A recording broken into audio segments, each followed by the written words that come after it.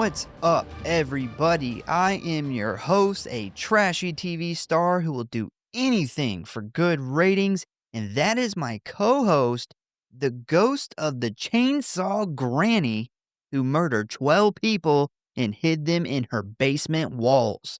I am Chainsaw Granny. Chainsaw Granny. And welcome to the Grindhouse Syndicate, where today we are taking it a little bit easy and doing another fun episode of Tales from the Crypt, where we talk about an episode from one of the best horror TV shows ever, Tales from the Crypt. So, considering it is 4th of July this weekend, we decided that we didn't want to work on the episode during the holiday, so we figured it was the perfect time to bring back Tales from the Crypt, because you guys seemed to really enjoy it last time, so here we are. And this week, I actually looked up what people consider some of the best Tales from the Crypt episodes. And this one, called Television Terror from Season 2, seems to always pop up on people's lists. So we decided to go with this one. Yeah, this is definite classic. You can never go wrong with Tales from the Crypt, man. For at least people our age. Yeah. Like, I growing up on this shit, like, I remember fucking just that intro, man. The intro hits hard. The Crypt Keeper. I feel like you can never go wrong with almost any episode of Tales from the Crypt, but this one's definitely a classic, man. Well, it's a classic kind of haunted house episode. Yeah. I know there's a few good haunted house episodes throughout the whole series. Oh, yeah, this there's is a one, handful. Yeah, this one sticks out in my head. I don't know if you remember, but like 2 or 3 years ago, we were kind of trying to figure out something to all watch together, but we weren't like sitting down to like really, kids were running around and everything. And so we just popped in, the first disc of the Tales from the Crypt series that you have, the box set. And we went from like, oh, we'll just watch like an episode or two to kill some time. And we ended up binge watching like Tales from the Crypt for like 4 days straight. Yeah. You remember that? Yeah. It's just a good fucking show. It's man. It's a show that it's simple enough where you can get up and go to the bathroom and not pause it, come back. You haven't really missed a ton. It's horror, but it's always satisfying. It is, yeah. Because you always get these just awful characters. Like, I'd say 75% of the episodes of Tales from the Crypt are like some type of awful lead or bigger character, and they always get their karma in the end. And it's like the Crypt Keeper's revenge. It's, what he's always laughing about in the beginning of the episode and then laughing harder about at the end of the episode. It's just always so satisfying. And despite the lack of funds that they had for a TV show, we always get practical effects, man. And I'll take that over. This was before CGI, man. I'll take low budget practical effects any day over CGI. And this show, I almost wish I was older at the height of the show. I remember growing up on this, like as being a very young kid watching episodes of this when we got the chance. But I didn't realize until I was older and I got the box set, man. Everybody who was somebody was in an episode of Tales from the Crypt. Like, you think of almost any major A-list actor. At some point, they were in an episode. Like, even down to Tom Hanks was in an episode of Tales from the Crypt. Yeah, that's wild. Like, it got to a point, the first time I binge watched through all the seasons when I got them, I was thinking of big-time actors in the 90s, and if they were going to be in an episode, and then like 2 seasons later, Tom Hanks comes to mind because he was one. And I was like, nah, Tom Hanks wouldn't be in a Tales from the Crypt. And yep, he sure was. A lot of people were, yeah. The last one we did, the Man Who Was Death, had the guy who, man, I can't remember his name. He's been in a ton of shit. He was in like The Mist. He was in Shawshank Redemption. Yeah. You're not gonna get me for a name now. No, I'm not. Not 2 weeks in a row. I got a name last week. I don't. Last week or the week before. We gotta wait another 2 years before I get a name. You reached your quota for the month. for the 2 years. I think that we might have to change the name to Karma from the Crypt. Karma from the That's Crypt. a good point, You man. know, well, the reason I point that out too is it shows you how big this show was then. That would never happen today, and I think a good example of that is with Creepshow. Creepshow, the most recent Creepshow that they did on Shudder, which, I mean, we're obviously in a much different TV landscape than we were back then. Very. Everything's spread out between these streaming services. But yeah, I was talking about this with Unsolved Mysteries, how Oh, all yeah. the updates, it's almost every single episode has an update. 'Cause they updated these as of recent, like up into the 2000s, the ones that Yeah. stream on Prime. Like, I seen that update up to 2006 the other day, and I was like, "Wow, I didn't realize they were still updating these."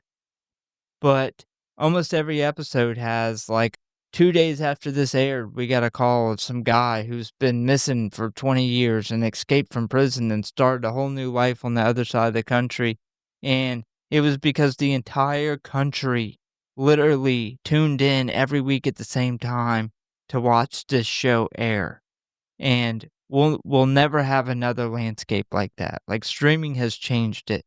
So in Creepshow's defense, it is much different that they are on Shudder, which is a smaller horror streaming Yeah, yeah. that's connected to Amazon if you wanna pay the extra for it. But you don't see the fucking biggest A-list stars in every episode of that. Like, we didn't get the I mean, I don't know, what's some super famous fucking stars right now? Well, Like, yeah, you didn't see Sydney Sweeney in a fucking episode. Mia Goth, yeah. Yeah. Well, Tales from the Crypt, man, they capture lightning in the bottle because, Freddy's Nightmares, they tried to do the same concept and it didn't really work out. There was a Friday the 13th show that tried to do the same concept and it didn't work. So, Tales from the Crypt really captured lightning in the bottle, and I think a big part of that's Robert Zemeckis. Yeah. Him being over it. I Big think deal. the stories too from the comics, they had really good stories that you could tell in short form, and they had that satisfying fucking just they're always horror and scary, but, like, almost R.L. Stine, like, I'll say R.L. Stine always ended his books on, like, a cliffhanger or a surprise. So similar to that, but it always ended in a very karma based like, if you watch enough of Tales from the Crypt, you can almost see what the ending is coming because you know how Yeah, the how the karma story, yeah, works, yeah. yeah. And, yeah, man, it's just like you mentioned, Freddy's Nightmares, they obviously was like, "Okay, what makes this show great? The Crypt Keeper. We'll get somebody even more iconic than the Crypt Keeper to host it." Who more iconic than fucking Freddy Krueger? And nowhere near as good. That show was nowhere near as good. And as much as I like Creepshow, as the newest Creepshow, it just it doesn't hold a candle to the original Tales from the Crypt. There's just something really just the feel of it and the nostalgic for people our age. Can never go wrong with an episode. Also, just a heads up, we got some family coming in town next weekend, so we're probably gonna do like something fun and shorter than normal. It might be like another one of these. It might possibly be a movie I've been dying to cover from the beginning called Rabid Grannies. Um, Let us know if you want to hear us cover Rapid Grannies. I want to talk about Rabid Grannies so bad. I feel like that's gonna bomb with, just regular like the people who watch our episodes on bigger movies that they know. Yeah. But for the people who liked Thanksgiving and those type of or Jack Frost, like the hilariously bad horror, Yeah. I think it'd be a really fun episode. So comment and let us know if you want to hear some fucking rapid grannies. Yeah, we'll see. I'm leaning hard against rabid grannies, but we we'll see. We'll see how that goes. So with that being said, are you ready to dive into television terror? So fucking ready. All right, let's do it. Hello, boys and ghouls. If you want to stay up to date on what's going on with the show, talk about or submit your movie requests, or just say die, then I got good news for you. You can always find us at one of our social media accounts or our official website at Grindhouse.Horror.Pod.com, Facecrook at the Grindhouse Syndicate Horror Podcast, Instascam at grindhousesyndicate.horror.pod, and many gore, which you can always find links for in the show notes as always. And you know what I always say, the morgue, the merrier. So please subscribe or follow for alerts on new episodes. Now, back to the show, kiddies. Frights, camera, action. And if you really love us and want us to do Rabid Grannies next week, give us a review.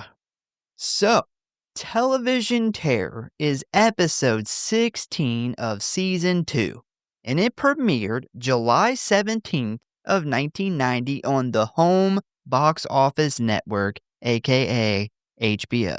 It is a coincidence that it came out July 17th, and it is July now. Not 17th, but same month. Isn't HBO just Max now? Didn't No, they change it? no, the streaming app was Max, but then they recently changed it back because people kept getting it confused with Cinemax. Yeah, Which yeah. is what I said from the beginning. Now they're back to being HBO now. So glad they changed that back. Yeah. It was always confusing for me. I think they met themselves halfway and went with HBO Max again, but yeah, they did try to get rid of the HBO completely. Why? That is your name. I don't know. Like, that's what you're built on. And this I do not show know. is a big part of, I feel like, giving them that fucking name, at least in our generation. Yeah. Like, when we were growing up, HBO, the first thing I thought about was Tales from the Crypt and then very blurry titties when we could get them. So it was written by Randall Johnson and G.J. Pruss. It was directed by Charles Pickering, who also directed another Tales from the Crypt episode called King of the Road. I don't remember that one, though. It stars Dorothy Park, Peter Van Norden, and Morton Downey Jr., who, in case you were wondering, is not related to Robert Downey Jr., had to look that up, but was not only an actor, but a prominent talk show host who is credited for pioneering the trash TV format in the late 1980s with his talk show, The Morton Downey Jr. Show.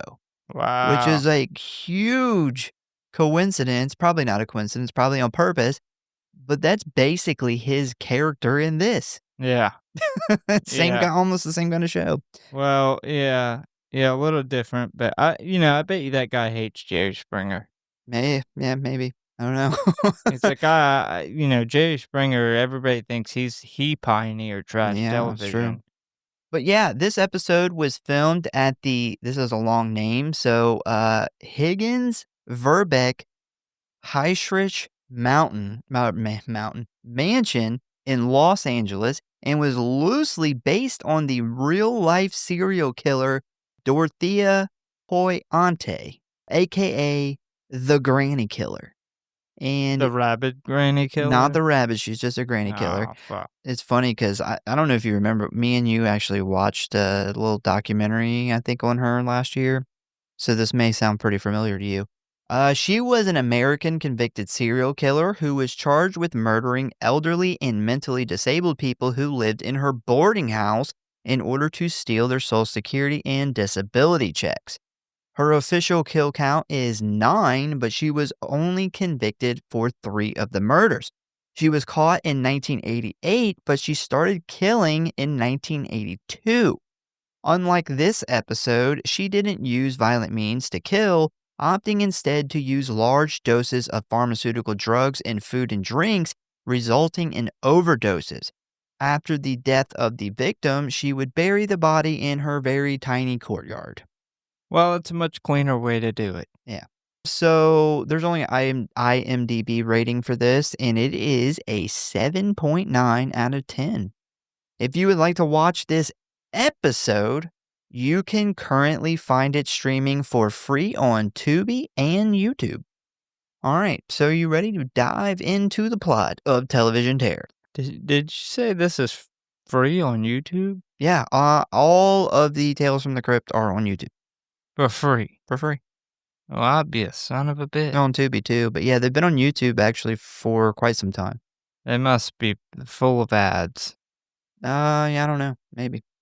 All right, so we start out in the Crypt Keeper's lair where we see the comedic ghoul himself playing with a camcorder and small television, where he immediately gives his, I assume, very dead mother a shout out. He then tells us that tonight's twisted tale is filed under T for television, or maybe it's for terror. We shall see. Along with TV host Horton Rivers as he flips the page of his old book, revealing a picture of Rivers holding a microphone standing in front of an old haunted house. One thing I do want to point out here is when the episode starts, we see all the credits, and two of the executive producers, which is Joel Silver and Robert Zemeckis, are the ones who just 8 years later would start the entertainment company Dark Castle Entertainment. Yep. Yeah, and I didn't pick up on Silver, but Zemeckis definitely stuck out to me. Yeah, we've covered quite a few of the very first Dark Castle movies this season. Yeah, I think almost all the four big ones, the four big ones that's really known outside of Ghost Ship. So we get some creepy music as the camera pans down, revealing a dark, abandoned haunted house where we see a television production crew set up out front. And this is where we meet popular TV host and the star of this episode, Horton Rivers, as he films the opening segment of his show, Horton Rivers Live, which is not a very catchy or creative name for a TV show. Just his name and live. This guy's like, we don't need catchy. Put my name on there, and it'll make it big. It'll blow up. So we see Horton standing on the front steps of this place where directly behind him is a chain link fence with yellow crime scene tape stretched across it. And he says, quote, "Mass murder, dismemberment, suicide. It all happened right here on this quiet street in the heart of Los Angeles. Within the walls of the once stately manor right behind me, Ada Ritter, aging matriarch of the Ritter Home boarding house, routinely murdered her elderly guests for their social security checks. The bodies were dismembered and buried in the basement. 12 victims in all, but possibly more. Only Ada Ritter, who committed suicide, knows for sure. And now, 5 years later, the horror continues." Now, we also find out that apparently people have reported weird sounds and creepy shit at this house, and that is why Horton is here today, to investigate and find out if this place is really haunted or is just all bullshit. Horton then grabs a pair of scissors, announces to the camera that tonight, on this special episode, he, along with the viewers, will be going inside this house to investigate. He then cuts the yellow crime scene tape and smiles at the camera as they then go to commercial. I fucking love how they point out how stupid they thought it was, him cutting the tape 5 years after. Yeah. Because that was my first thought, was like, well, they wouldn't still have crime scene tape up 5 years later. And then they've referenced that when they go back to like the command center and they're talking shit about how stupid it was. 100% agree. That was my note that I was literally about to say before you said it. Same exact thing. Also, 12 Social Security checks, man. That's a pretty good amount of money. You balling. Yeah. So once they go to commercial, we then meet the show's producer, Sam, and the program director, Booth, who are sitting inside of a truck controlling the cameras and sound, which is parked directly in front of the house. And it turns out these two very much dislike Horton and think that his police tape idea was fucking stupid. So Sam then heads out to speak with Horton while setting up for the next shot, and this is where we find out that the show has invited a psychic whose name is Roland Warnshafter. He's got a hard name. And despite Sam's disdain for her boss, she is sleeping with him, which I was like, oh God, why? Yeah. I don't know. It's got to be to advance her career or something, because she clearly thinks this guy's a douche, which he clearly is a douche. Yeah, and he's like, I love when he meets the psychic and he's like, I said send a psychic, not a fucking undertaker. And then when they go back in a minute to his live, he's like, talks about how much of a fan he is of his work, and it hit me. This guy is Zach Baggins. he He is Zach Baggins, bro. he totally gives off like sleazy used car salesman vibes. Like Big Zach time. Baggins. Yeah. Oh, I'm sure that Like, a little tiny Zach Baggins seen this episode and was like, that's what I'm going to do when I grow up. that is Be a piece of shit. yeah, like whenever he meets this psychic guy and he talks shit about him, clearly never met him, and then talks about how like big of a fan of his work that it reminded me of a clip I seen of Zach Baggins where he's doing a live episode and he interviews I think it's a priest or some part of a church that works in this like I think they're in the attic of like an old church or something that's haunted. I don't remember the exact details, but he asked this priest about it, and the guy says he's never heard of any hauntings or anything. He's never heard any noises or anything like that, or that the building was even haunted. And the face on Zach Baggins, because they're live. Granted, he Oh, can't wow. cut this shit out. It is absolutely fucking hilarious, and it reminds me of this guy so much when he about shits his pants. Yeah, I'm sure that priest was found dead 2 days later. Yeah, Baggins is like, you embarrass me, you fucking die. yeah. Also, I don't know, maybe it was just me, but man, Horton's giant teeth, like his giant set of teeth, like his teeth are just too fucking big. They're too big for his face. It's got horse teeth. He's got huge teeth. And I almost wonder, like, are there dentures and they just made them too big? Because they just don't even look real. They're massive. They're like too long. The scariest part of the episode. For sure. You know what? The Crypt Keeper needs to borrow some of his teeth. It would have been hilarious at the end if you'd had Horton's teeth in. Had the big old dentures. Yeah. So Sam so Sam also fills Horton and us in on the next few episodes, which totally gives us an idea of what kind of show this is. As she says, next week is the Satanist and the transvestites, followed by a black neo-Nazi group, and last but definitely not least, a group of nuns who turned into strippers. Yeah, so in this part, they're going through like what they have lined up and what he wants to do next week for next week's episode. And I absolutely love his reaction to the black neo-Nazi group. Like he like literally like makes a face and just shakes his head no and like just blows it off. And I'm like, yeah. I think that's everybody. Nobody wants to touch anything to do with the black neo-Nazi group. Kanye West. I feel like I need to know the backstory of the nuns who turned into strippers. Yeah. I need to know that. Yeah, that's the nun that we should have got. Yeah. Fuck Valak. Black. We need Candy. Show us Candy's butthole. So as Horton finishes up his conversation with Sam, he gets called back to set where he then turns around and tells her some important advice. He says, you're not tough enough. You're too conscientious. You gotta have a killer instinct. And this doesn't really like sound too important, but this will definitely come back later. It's a totally 100% Zach Baggins. So when they come back from commercial break, we see Horton standing next to Roland on the front porch where, despite all the shit he just talked about him, he says, "I'm a great admirer of your wonderful work." And he then asks him straight up, "Is the Ritter house haunted?" To which Roland responds, "It is a pit of seething evil and you couldn't pay him to go inside with them."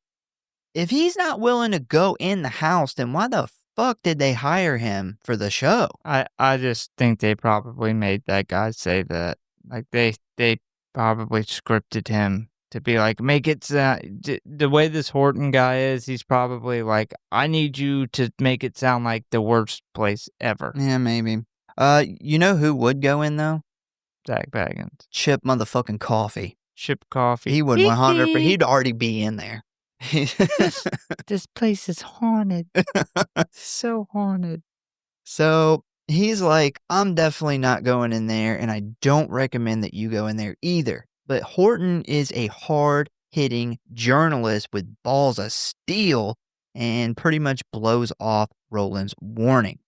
Before heading inside, Horton then introduces his trusty cameraman, Trip, who will be going in with him in order to broadcast whatever creepy shit Horton comes across. Trip looks 100% Please not say it. interested in this at all and absolutely looks like a hardcore Pearl Jam fan. Man, I thought you were gonna say my comparison what Trip looks like. Which he does. Yeah, I'll give you that. He looks like he would be in Pearl Jam, possibly. Eddie Vedder Yeah. is the best. Yeah. That's him. That's Trip. He looks and dresses just like the fucking guy from the Ninja Turtles. I didn't look his name up. But you know the guy from Ninja Turtles, the live action movie? Casey? Casey. He dresses kinda, like yeah. Casey. Yeah, kind of. Got the hair, the backwards hat. the, Casey's way cut-off cooler, though. sleeves. Yeah, Casey's up there. Now, according to Horton, this place was completely sealed up tight after the bodies were discovered, and this is the first time anybody has been inside it since it was an active crime scene, which means everything should be exactly like it was the day Ada's body was found. One thing they drastically fuck up in this episode is the lack of graffiti. Yeah. There isn't a single bit of spray paint inside this place, and every single abandoned place, especially crime scenes, has had kids break in and do fucking graffiti everywhere. Well, you know this place should be filled with satanic graffiti. Like, you know, the teenagers who always got to go in there and put like 666 and pentagrams everywhere to make it look like it was Yeah. like some satanic All dumb. hub. Yeah. And then with a big, like, giant cock and balls next to it, spray painted. Yep. Even fucking Chernobyl has graffiti. And that place is radioactive. They underestimated that teenagers will break into anything. Yeah. They break into fucking Fort Knox if it's abandoned and spray fucking dicks and 666 everywhere. Also, this place is way too clean to have been abandoned for 5 years. There isn't a single bit of dust anywhere Bro. except for you can see there's like they put baby powder on the mirror above the fireplace. That's it. You know what it is? It was that crime scene tape. Kept Nobody them away. will cross crime scene. It's still a crime. We can't go in there. There's obviously bodies still in there. So once inside, they head to the kitchen where we see that all the pots and pans are still there, along with some leftover food on the counter. And while smiling at the camera, making a joke about kidney beans, Horton gets jump scared by a couple of big ass rats who are looking for some food. Goddamn New York sewer rats again. Again, yeah. So they then head to a couple of other rooms in the house that aren't really that interesting until they finally get to the basement where police discovered the grisly truth about Ada Ritter. Because apparently this is where she stored and dismembered the bodies of her elderly house guests. We then find out from Horton that after she cut up all the bodies into smaller pieces, she then stacked the parts neatly behind a wall. And while he looks into the camera and tells the story of what Ada did, he hears the program director tell him 10 seconds till commercial. And it was at this point that I was thinking, why the fuck are they doing this live? Like, it would be so much easier to just film this and, like, edit it together later. Like, there is no benefit to this being live. Well, there's the benefit when you're going into, like, a haunted place. Less of a chance of them setting up, like, if a ghost or something's on there, like, you have less of a chance of believing that it was fake. Well, Horton could just say it's live. Yeah, Like, nobody's like, "I'm gonna drive over there and see." that is a good point. So once they go to commercial, Booth tells him to hurry up and get back upstairs because he only has 2 minutes to set up the next shot, which, this wouldn't have been a problem if you wouldn't have done it live. So while heading back up, Horton radios Sam where he begins bragging about how great this episode is so far when she quickly shoots him down, telling him that the network just called and said that they need to pick up the pace because the show is dragging. This, of course, pisses Horton off, igniting an argument between him and Sam, where Sam tells him if he doesn't do something to spice it up, the ratings are going to go out the window. But before he gets a chance to respond, the conversation is cut short when him and Tripp suddenly hear a moan and a sickly, "help me," from upstairs. Horton then radios Sam, telling her somebody else is in the house, and as we see him and Tripp slowly walk up the stairs, once they reach the top, they don't really see anything yet. But the camera feed does cut out, prompting them to radio Tripp to fix the connections while they run another commercial. So while Tripp attempts to fix the camera, Horton starts to hear dripping water coming from one of the rooms. When Sam then radios that they should check it out, considering that the water has been cut off for 5 years. So Horton then walks over and slowly turns the knob, opening the bathroom door, where he is shocked to find an old naked man sitting in a bathtub full of blood with his throat slit. As Horton stands completely stunned at what he is looking at, the old man looks over at him and sits forward, which snaps Horton back to life as he quickly slams the door and yells for Tripp to come look at this. I do love the old guy with the slit throat and the tub of blood. Thought that was really good. Yeah. Some awesome horror imagery. It's kind of our first bit Yeah. of something happening. Yeah, you can never go wrong in a tub of blood either. No, you got you got a haunted house. You really should have a tub full of blood. We also get the very quick flashbacks of the murders, and I thought it was really cool. I thought it was done in a cinematography-wise very psycho feel. Oh Like, yeah, we get yeah, the yeah, hand with the knife, and it seemed like there was some inspiration there from Psycho. yeah.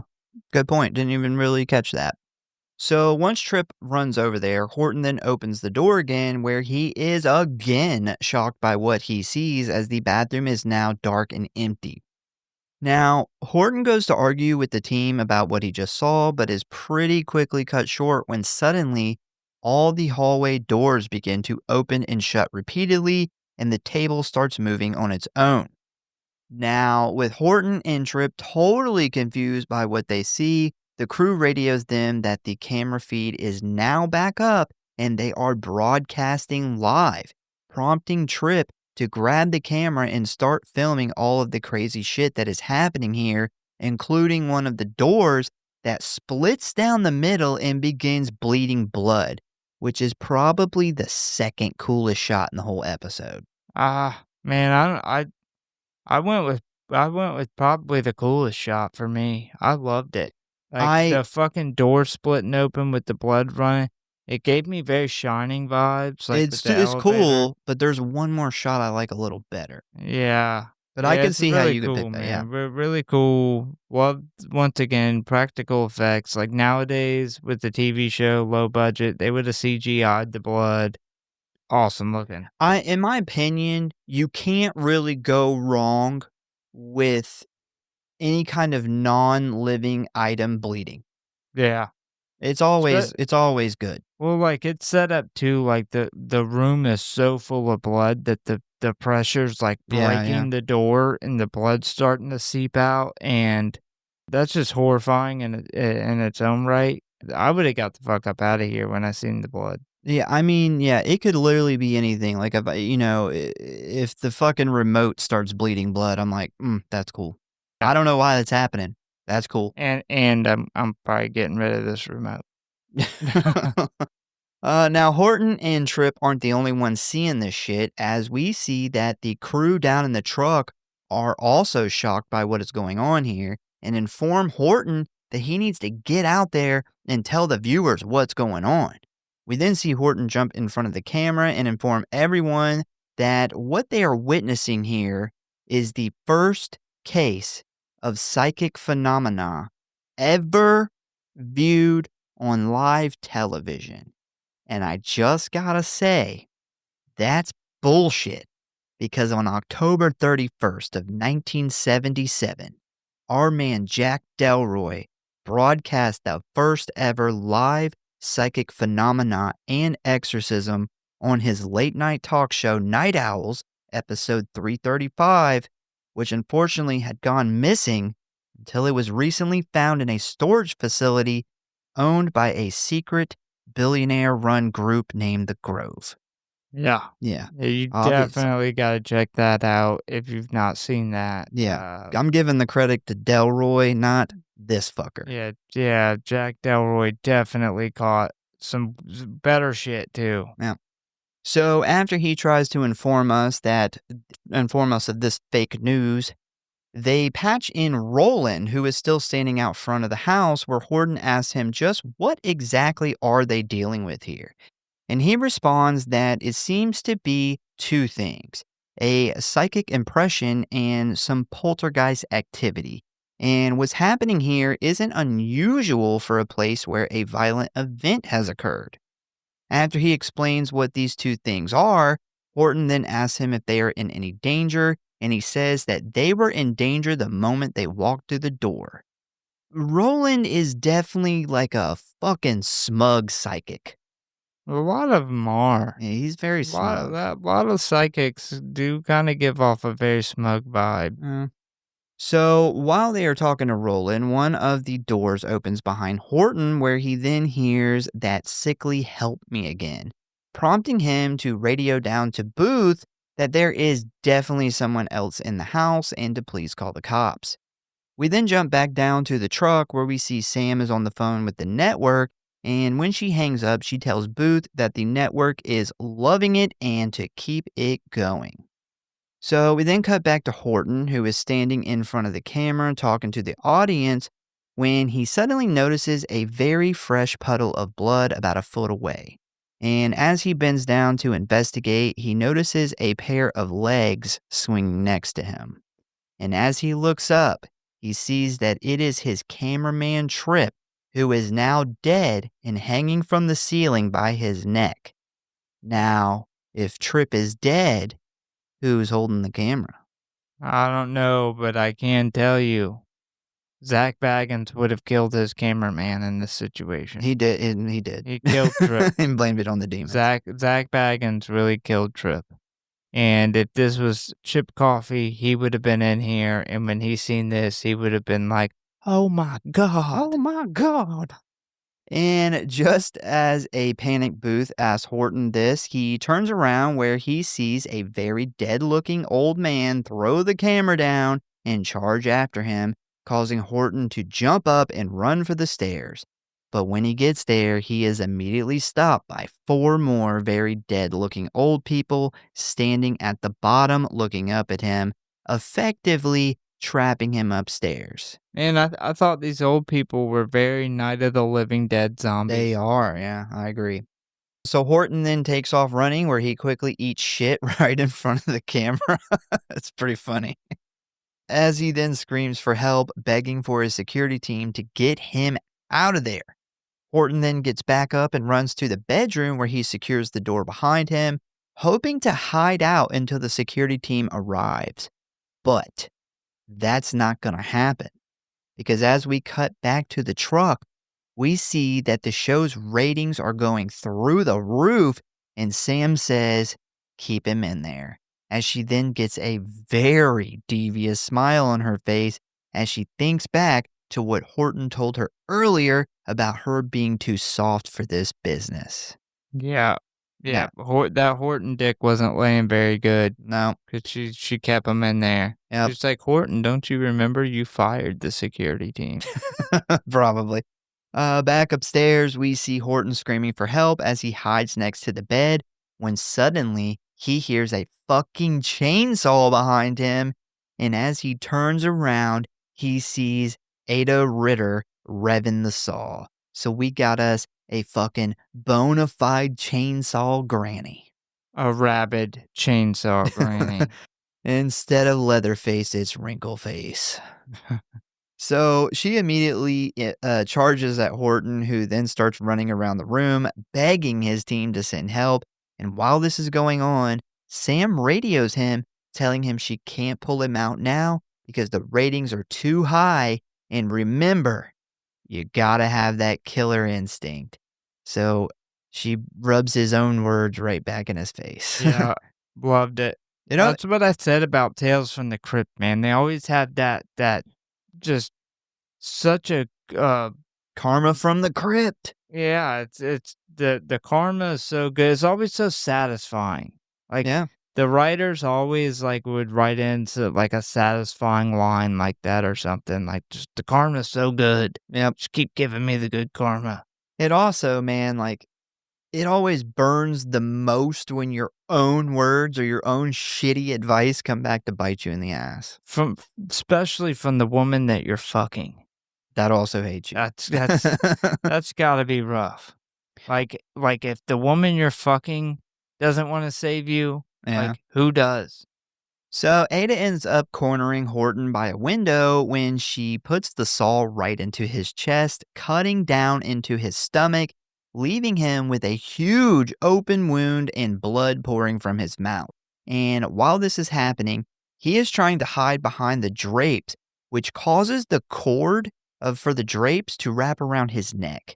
Ada then rears back, throwing the saw towards him with all her force, catching Horton in the chest again, but this time it causes him to go crashing out of the window where the drape cord immediately snaps his neck. As the outside camera then zooms into Horton's beaten and battered bloody face, a stunned Sam and Booth jump up, where Sam then runs outside, where she sees for herself that Horton is indeed really dead, as his body just dangles there from the second floor window, pouring blood all over the porch. This is my favorite shot. Yeah, I was gonna say this. I He could looks definitely see awesome. where this is your favorite shot. Yeah, he looks awesome Definitely here. one of the best shots of this episode for sure. We then get a Horton Rivers live voiceover for the next episode that says, "Hi folks, how would you like to know what it's like to have sex with Satan? Meet 4 women and 1 man who say they have on the next edition of Horton Rivers Live." We then jump back to the crypt where we see the crypt keeper watching some TV as he begins to chuckle, saying, quote, "Oh, that Horton, he's a real swinger. He hangs out in all the right places." And that is the end of television terror. We gotta have the creeper line live or it's dead TV. I love that. Yeah, That last line he did, talking about live TV, and then he's, no, it's not live TV, it's dead TV. yeah, that's another thing that, makes Tales from the Crypt great is the, very scary look of the Crypt Keeper, but he's fucking hilarious. And he's the beginning and the end of every episode. Yeah, that's as a kid, that's what I looked forward to the most. Oh, yeah. As a child was the intros and exits of these episodes was the Crypt Keeper. They always did such an amazing job not doing like a basic intro. Like they always wrote his lines like really good. He's always had that Crypt Keeper sense of humor. But also like, I mean, we have intros in some episodes where he's like got a full band and he's playing, and Yeah. they were always really, really, really creative with the intros and exits. God, man. I would love to have gotten to just one time walk through the Crypt Keeper set. Yeah. How amazing would that have been? Yeah, that'd been good shit. But yeah, that was a fun little haunted house episode. Good time. We had a haunted house. We had old zombie looking ghost people. We had a chainsaw granny, a door that bleeds. Yeah, bathtub full of blood. Some good stuff here. The only fact that I could find was, according to Morton Downey Jr., the chainsaw used at the end was 100% real. So yeah, Nice. there's that. Glad they killed that guy. Yeah, for real. They killed him in real life. All right, so ratings and kill count. This one's pretty simple. There was only two total kills, which is Tripp, who was hung from the ceiling, and Horton, who was chainsawed in the chest twice and neck snapped from the hanging. I think it's probably pretty obvious that our favorite kill is Horton. Do you agree? Man, I went with the old guy in the dub. No, I mean, he was already dead. Yeah, I'm just kidding. It's a very, very obvious Horton. All right, let's do a little fun little rating of this episode. So, I think I actually go first. So, I gave it a 3.6. It is, pretty standard haunted house, pretty fun. I love to hate the main character because I want to see him get it in the end. I would have rated it a little higher because seen maybe like 2 more kills. But yeah, 3.6. I gave it a 4.3. Oh, damn, you really liked it. Well, I scale it not on the scale that I give movies because they're 20-minute episodes. I scale them on a scale of a 5 being the best Tales from the Crypt episodes and a 1 being the worst. Yeah, it's a little different from a movie perspective where they have a budget and cinematographers and all this different things that go into it. But yeah, great practical effects, overwritten lead character, one that was so good it actually inspired a young Zach Baggins himself. Always a great payoff at the end when karma kicks in, which is obviously a staple of this franchise. And how could you not love a group of dead zombies coming back to kill off an asshole Hollywood host with a chainsaw? For sure. Yeah. Good time, man. I love doing these episodes. They're always fun. Always a good time. All right, so that's going to be it. That's it for our Tales from the Script. Once again, we thank you guys for listening. Please give us a follow or like if you enjoy the show. Check out the website. Check out the socials. Like I said, next week, we're going to do something kind of similar to this, but we will be back to our normal schedule the week after that. Yeah. Please do comment or message. Let us know. Do you want a Rabid Grannies movie episode or do you want Tales from the Crypt? I will encourage you to at least watch the trailer for Rabid Grannies before you make that decision because it is a ball of ridiculous fun. Also, if you don't go the Rabid Grannies route and you go Tales from the Crypt, give us an episode suggestion. Yeah, definitely. Even if we don't cover it next week and we end up doing Rabid Grannies, we will be doing more Tales from the Crypt. Oh, yeah. These are fun. I love doing these. All right, so tell a friend, a family member, or your favorite trash TV show host about the show, and we hope to see you next time.